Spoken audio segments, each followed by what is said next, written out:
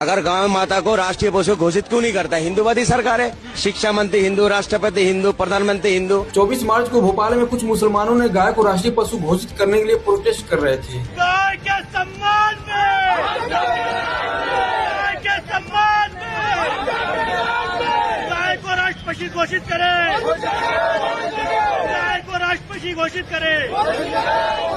Protest ये लोग इसलिए कर रहे थे कि समाज में जो हिंदू मुस्लिम का तनाव फैला हुआ है, गाय को अगर राष्ट्रीय पशु घोषित कर दिया जाएगा तो वो तनाव कम हो जाएगा और आपस में भाईचारा बढ़ेगा। और इस मुद्दे को बिहार की विधान परिषद में भी उठाया गया था 27 फरवरी को आरजेडी पार्टी के एक एमएलसी द्वारा। इनका नाम था मोहम्मद कारी शोएब। ध्यान से सुनिएगा, मोहम्मद कारी शोएब जो एक मुसलमान थे।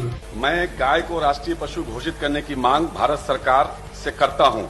राज्य सरकार से अनुरोध है कि इस संदर्भ में अपनी सिफारिश भेजने का कष्ट करें। मैं गाय को, जिससे धार्मिक भावनाओं की ख्याति है, जिसका जिक्र वेद, पुराण, महाभारत में भी है, मैं सिर्फ उसकी चर्चा नहीं करता, बल्कि गाय का दूध, घी, गोबर एवं मूत्र भी मानव जीवन के लिए अमृत है। तभी तो हिंदुस्तान में बाबर, हुमायूं, अकबर जैसे बड़े मुस्लिम शासकों ने भी गौ हत्या पर प्रतिबंध लगा दिया था।